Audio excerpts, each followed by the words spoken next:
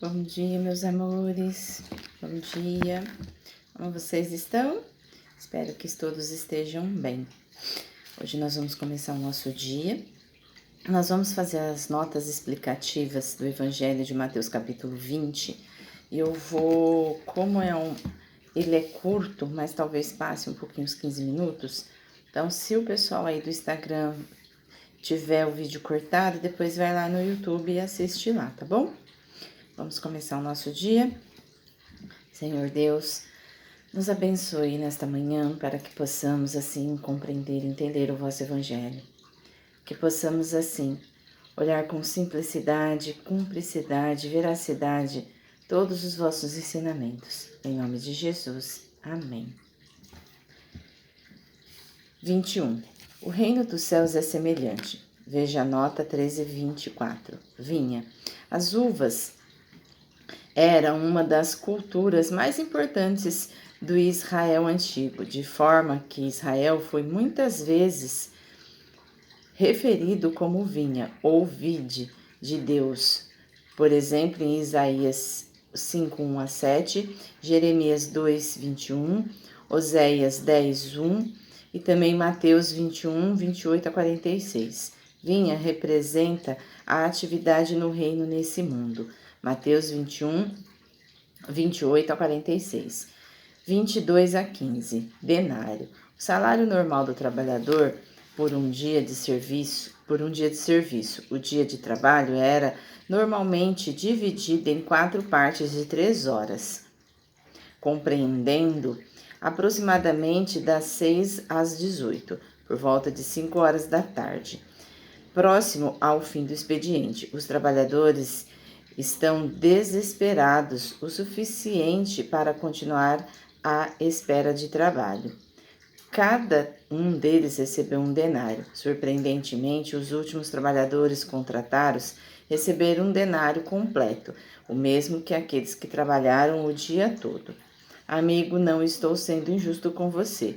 O proprietário da terra aborda de modo gentil o trabalhador, explicando a imparcialidade das suas ações, ou você ficou com inveja. O trabalhador não foi grato pelo seu próprio salário, porque estava cego pelo interesse próprio e pela falta de compaixão para com seu colega de trabalho. 20:16. Assim os últimos serão os primeiros e os primeiros serão os últimos. Um discípulo de Jesus não deve medir seu valor comparando com as realizações e os sacrifícios dos outros, mas deve se concentrar em servir como consequência de um coração grato em resposta à graça de Deus. Jesus não está negando graus de recompensa no céu.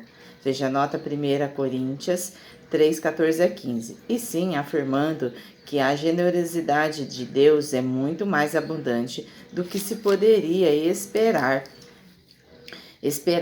Todos os trabalhadores, exceto os primeiros, obtiveram mais do que mereciam. Provavelmente, seja também correto ver aqui uma advertência de que os primeiros seguidores de Jesus, como os 12, não deveriam desprezar aqueles que viriam mais tarde. 20:17-19. O Filho do Homem será entregue. Esta é a terceira das 4 predições de Jesus sobre sua prisão e crucificação. Veja a nota 16:21, compare 17:22-23 e 26:2. A referência a Jerusalém. Aos líderes religiosos e aos gentios, intensifica o drama pela primeira vez na narrativa. Jesus fornece dicas adicionais sobre sua traição e sobre quem executará sua prisão e crucificação. 20:20. Salomé. Compare 27:56 e Marcos 15:40, 16:1. Não somente era mulher de Zebedeu e mãe de Tiago e João, como também, muito provavelmente, irmã de Maria, mãe de Jesus, João 19:25, de modo que Tiago e João eram, na verdade, primos de Jesus. Ela estava entre as mulheres que permaneceram com Jesus junto à cruz e posteriormente testemunharam o túmulo vazio com seus filhos. O texto de Marcos 10:35-37 enfoca os próprios filhos e relata o pedido da Salomé como palavras deles. Duas soluções para essa aparente inconsistência são possíveis, com base no princípio de que um agente de uma pessoa é considerada a própria pessoa em si. Veja a nota João 3,17. Marcos pode estar relatando as palavras da mãe como se fossem palavras de Tiago e João, que pediram a ela que perguntassem isso, ou Mateus e Marcos podem estar relatando diferentes aspectos de uma conversa mais longa, na qual a mãe primeiramente perguntara a Jesus e este então perguntou aos irmãos se era isso que eles realmente queriam. Em ambos os casos, começando em Mateus 20, 22, o plural vocês mostra que Jesus estava falando diretamente a Tiago e João, bem como a mãe deles, adorando ou prostrando-se.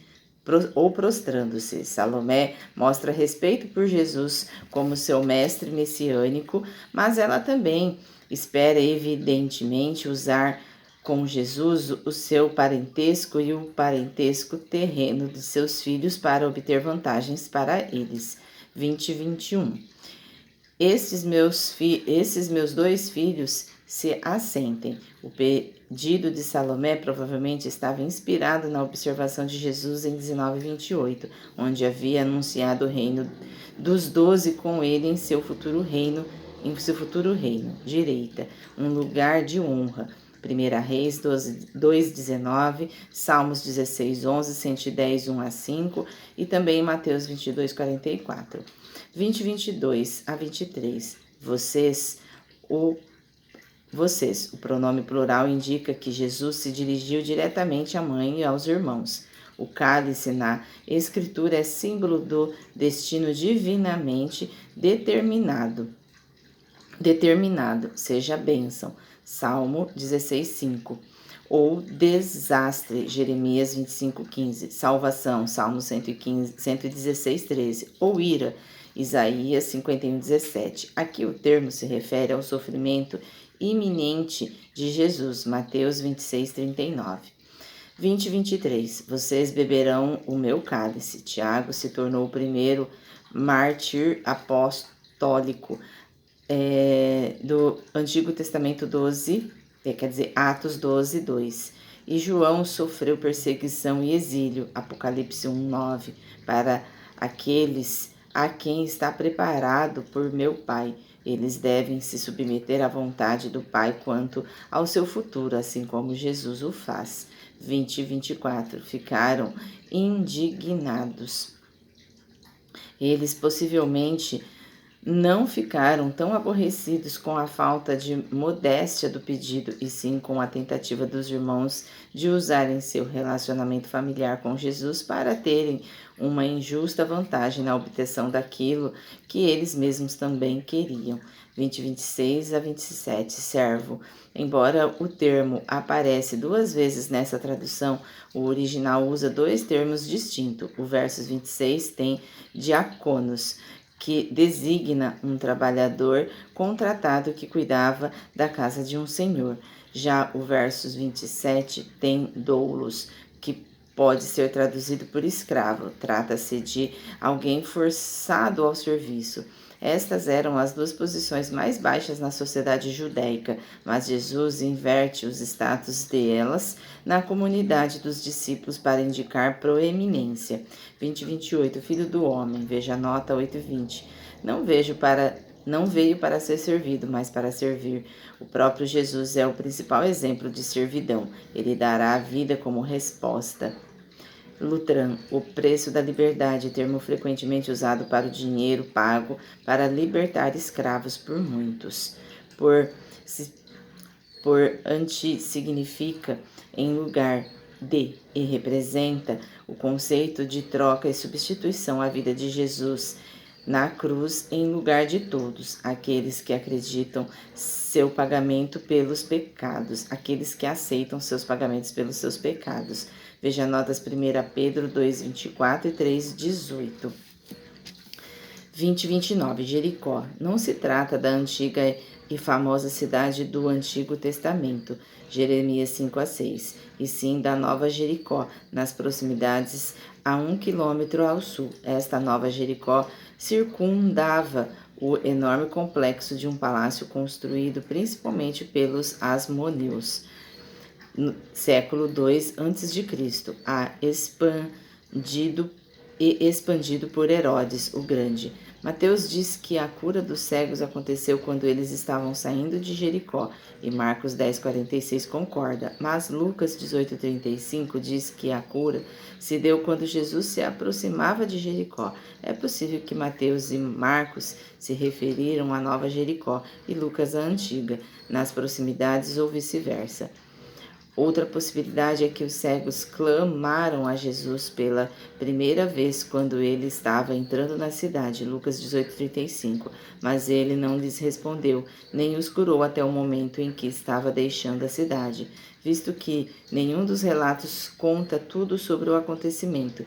Isto pode simplesmente refletir a seleção de diferentes detalhes sobre os acontecimentos por parte dos diferentes autores dos evangelhos. Nenhum dos relatos conta todos os detalhes do acontecimento. 20, 30, 31. Dois cegos. Os textos de Marcos 10:46 e Lucas 18:35 mencionam somente um único cego e Marcos fornece seu nome, Bartimeu. Isso não quer dizer que o relato de Mateus sobre dois cegos seja impreciso, mas apenas que Marcos e Lucas se concentraram em um apenas. Os cegos reconheceram Jesus como filho de Davi. Nota Mateus 9:27. 20:34. Profundamente compadecido, Jesus tocou nos olhos diante da rejeição do seu próprio povo e da iminente traição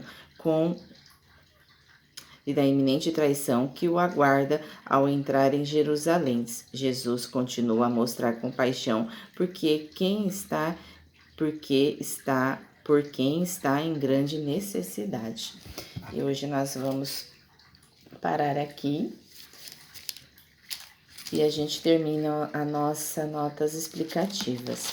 No Evangelho de Mateus, capítulo 20, a gente fala muito do merecimento de conquistar aquilo que é necessário pelo próprio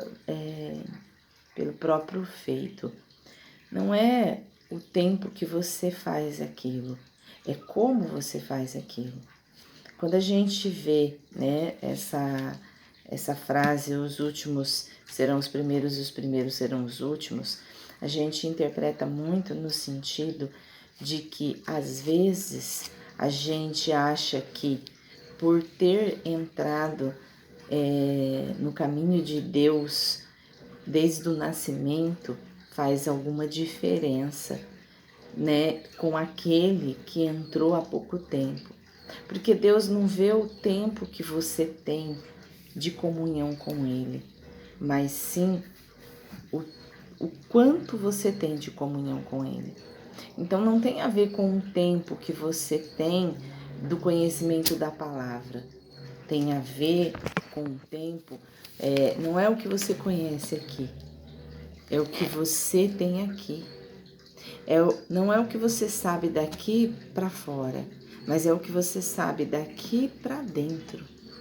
É o que você fez de usar a palavra, o que você faz com o uso da palavra.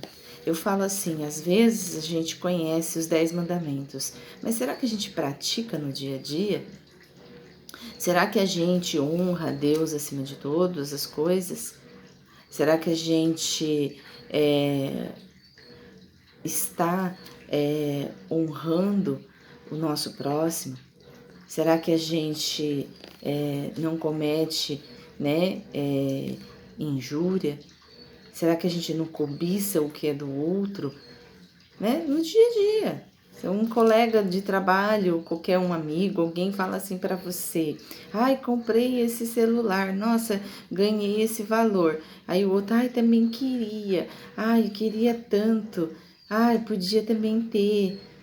só de você falar isso, você já está querendo o que é do outro, se colocando numa posição melhor que o outro, batendo no peito que você é patrão, que você é dono, que você é chefe, que você é alguém nesse sentido. Então, quando a gente é, quando a gente fala sobre o reino de Deus, não é o que você, não é você ter nascido aqui, ó, na palavra, nem você conhecer a Bíblia de frente e verso, ter teologia, ter vários outros cursos. É o que você fez com isso. É o que você faz no dia a dia. É como você usa a palavra. Muitas vezes, uma pessoa que está há 30 dias no caminho de Deus, ela tem muito mais do que você que está há 30 anos. Porque você só faz o conhecimento daqui para fora. E ela, nesses 30 dias, fez o conhecimento daqui para dentro. Refletindo sobre isso. Senhor Deus, abençoe a todas as pessoas nesse momento. Que todas possam, assim, escutar a vossa palavra, ter entendimento sobre o seu evangelho. E que não adianta somente conhecer, não adianta somente falar, precisa vivenciar e praticar os vossos ensinamentos. Nos guarde nesse dia de hoje, em nome de Jesus. Amém. Até amanhã, meus amores. Um ótimo dia.